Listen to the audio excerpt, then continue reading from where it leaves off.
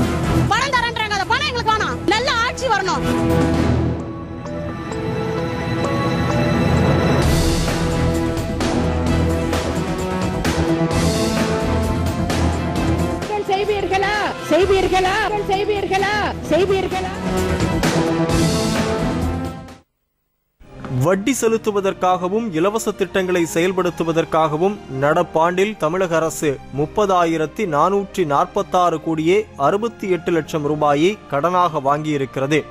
இவ்வாறு வட்டியை கட்ட கடன் வாங்கும் அவல நிலையில்தான் தமிழக அரசு தவித்துக் கொண்டிருக்கிறது. தமிழ்நாட்டில் பொருளாதார நிலை மற்றும் கடன் சுமை குறித்து இந்தியா ஸ்பென் என்ற பொருளாதார இதழ் வெளியிட்டுள்ள விவரங்கள் அதிர்ச்சி அளிக்கின்றன. தனிநபர் கடன் சுமையில் இந்தியாவிலேயே தமிழ்நாடுதான் முதலிடத்தில் இருப்பதாக அந்த இதழ் தெரிவித்திருக்கிறது. 2010-11 முதல் 2014-15 ஆண்டு வரையிலான 5 ஆண்டுகளில் இந்தியாவில் உள்ள பெரிய மாநிலங்களின் கடன் அளவு, பொருளாதார செயல்பாடுகள் ஆகியவற்றின் அடிப்படையில் இந்த ஆய்வு மேற்கொள்ளப்பட்டுள்ளது. இந்த அதிமுக அரசாங்கத்தின் மிகப்பெரிய சாதனையாக, வரலாற்று சாதனையாக எது இன்றைக்கு மக்களால் பார்க்கப்படுகிறது என்றால், கசப்பாக சொல்கிறேன், ஒவ்வொரு குடிமகன் மேலும் 30,000க்கு குறைவாக கடனை வைத்திருக்கிறார்கள். இதை விட மிக மோசமான ஒரு சூழ்நிலை வரலாற்றிலேயே இருந்ததில்லை.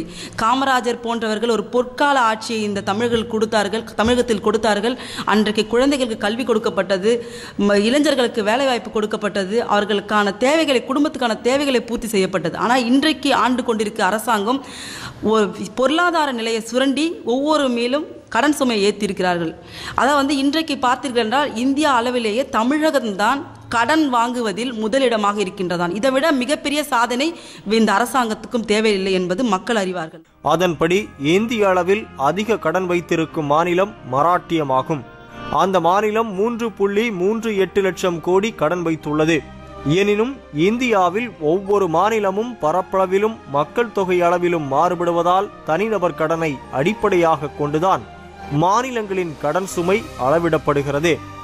அதன்படி பார்த்தால் மராட்டியம், தமிழ்நாடு ஆகிய இரு மாநிலங்களுமே சராசரியாக 29,000 கோடி தனிநபர் கடன் சுமையை வைத்திருக்கின்றன.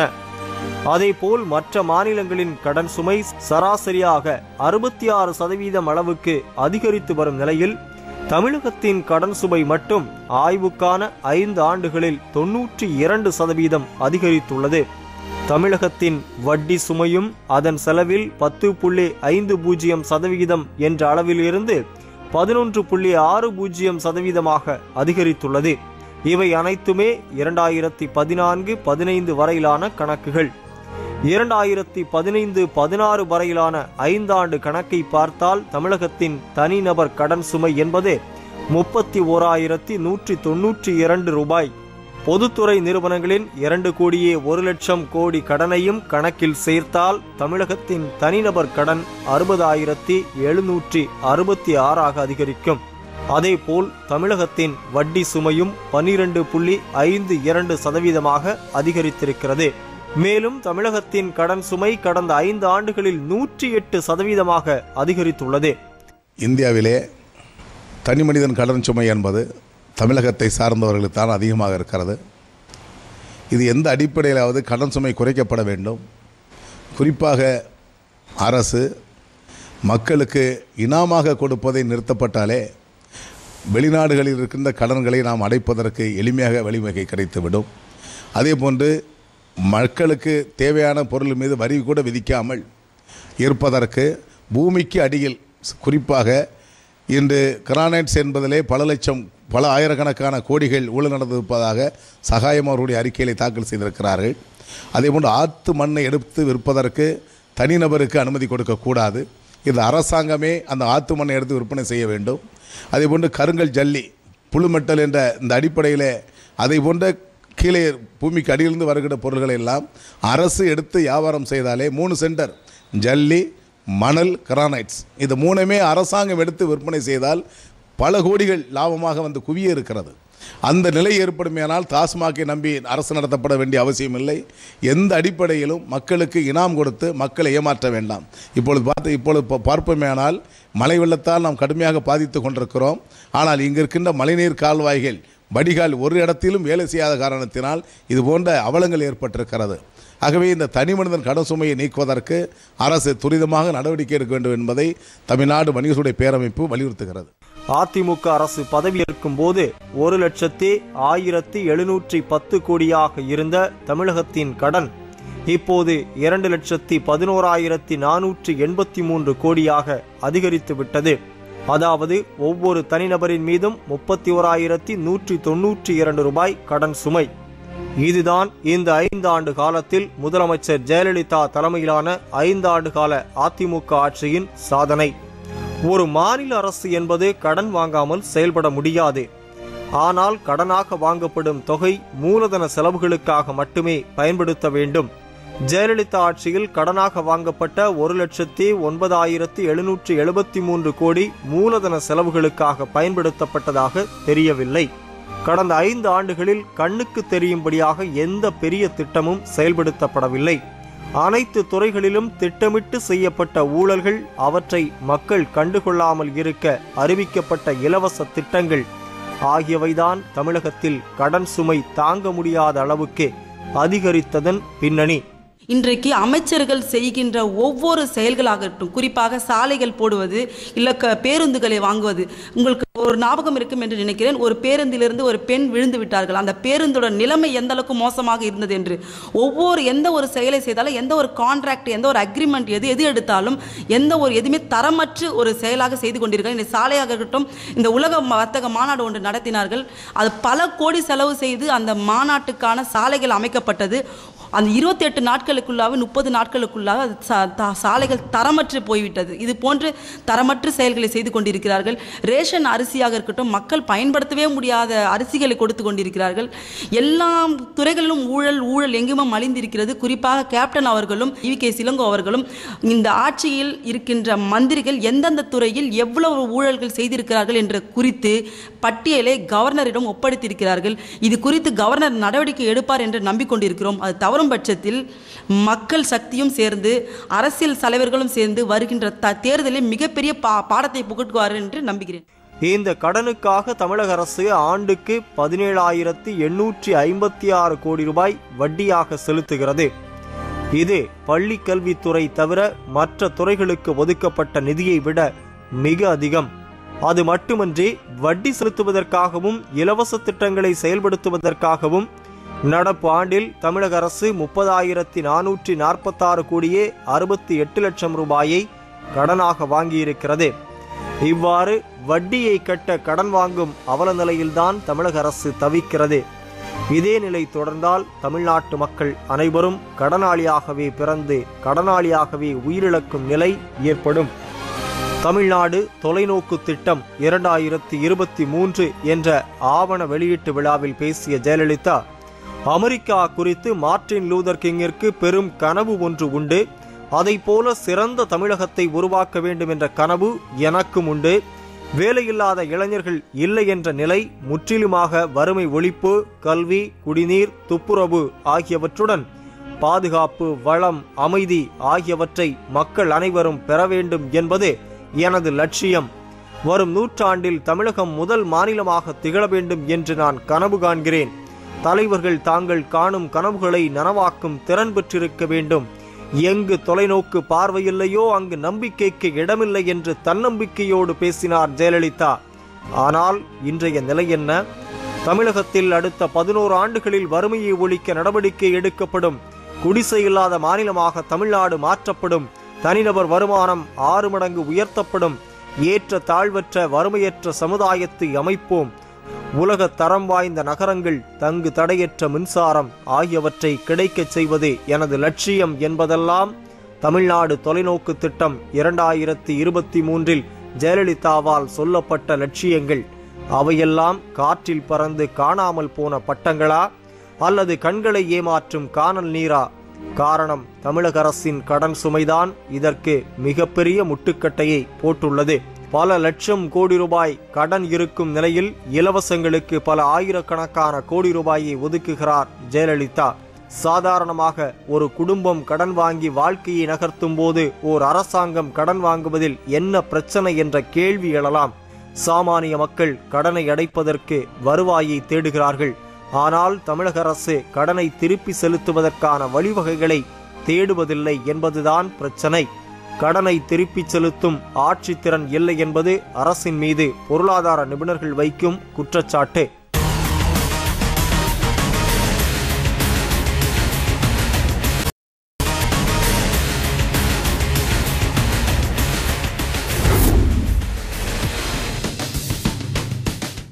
மாதத்திற்கு 20 கிலோ அரிசி வழங்கும் திட்டத்தில் கடந்த 5 ஆண்டுகளில் அளிக்கப்பட்ட உணவு மானியம் 24,900 கோடி. ஆண்டுக்கு சராசரியாக 4,980 கோடி ரூபாய் செலவிடப்படுகிறது.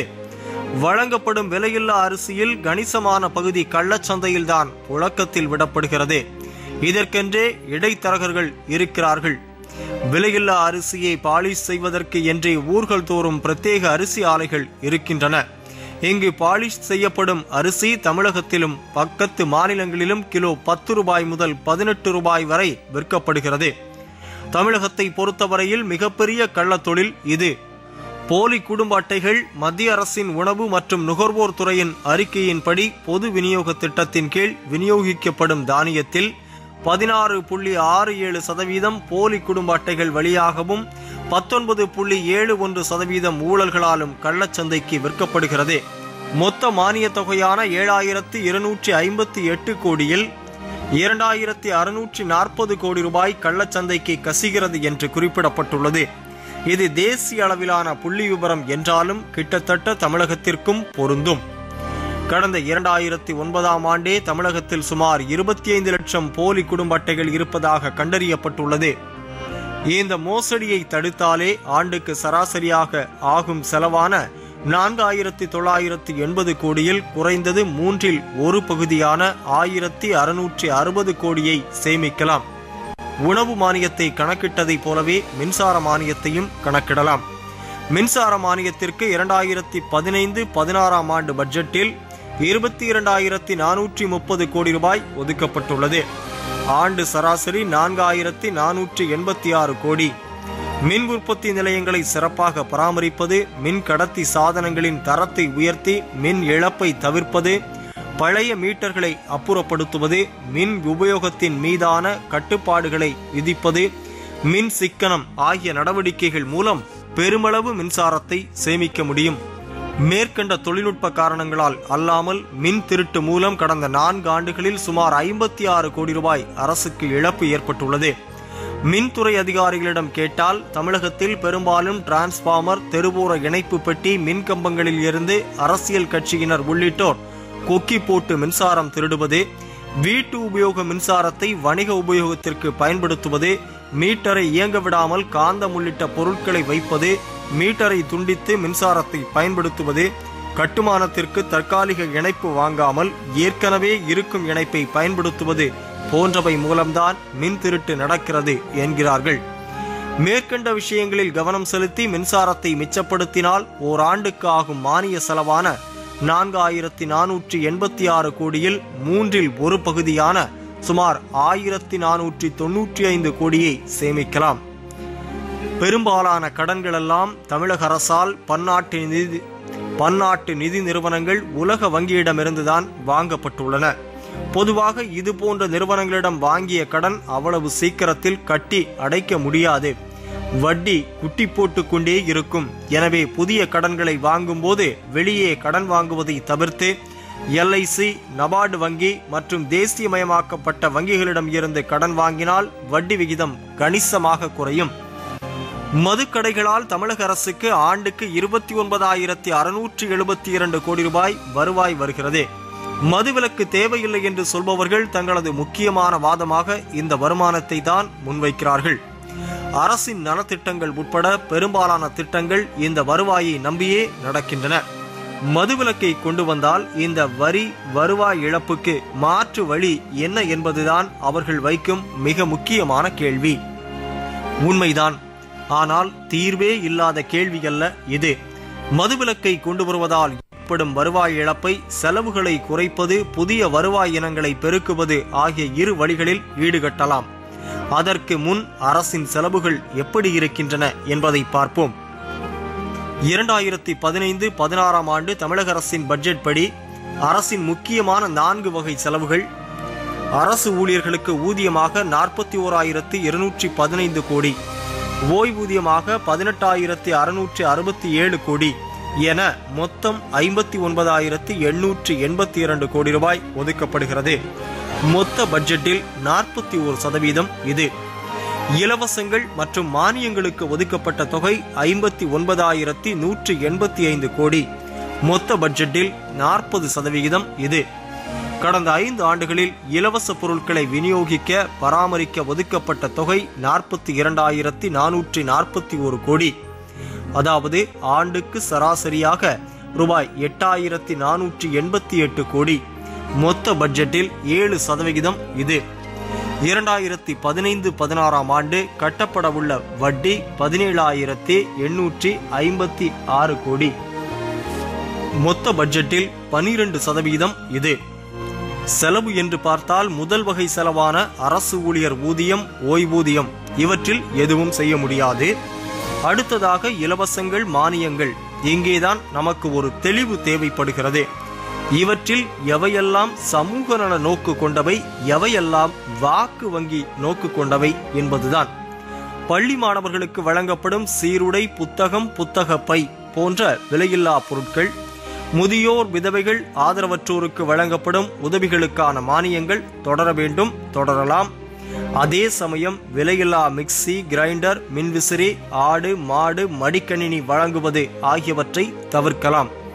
பெரும்பாலான வீடுகளில் இவையெல்லாம் ஸ்டெப்னியாகவே இருக்கின்றன என்பதுதான் உண்மையான கள நிலவரம்.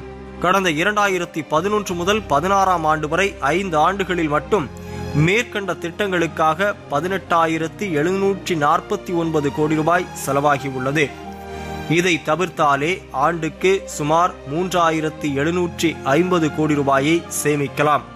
அடுத்து இலவசங்களை விநியோகிக்க பராமரிக்க ஆகும் செலவு. கடந்த 5 ஆண்டுகளில் இதற்கு செலவழிக்கப்பட்ட தொகை 42,441 கோடி. ஆண்டு சராசரி 8,488 கோடி. அத்தியாவசியமான இலவசங்களை மட்டும் வைத்துக்கொண்டு அனாவசியமான வாக்கு வங்கியை தக்க வைப்பதற்கான இலவசங்களை தவிர்த்தாலே அவற்றை விநியோகிக்க பராமரிக்க ஆகும் செலவு சுமார் 50% குறையும். அதாவது ஆண்டுக்கு 4,244 கோடி ரூபாயை இதன் மூலம் சேமிக்கலாம். இன்னும் ஒவ்வொரு திட்டத்திலும் எத்தனையோ ஓட்டைகள் இருக்கின்றன. மொத்தத்தில் தமிழ்நாட்டு மக்கள் தண்ணீரில் தத்தளித்துக் கொண்டிருக்கிறார்கள். தமிழ்நாடு அரசோ கடனில் தத்தளித்துக் கொண்டிருக்கிறது.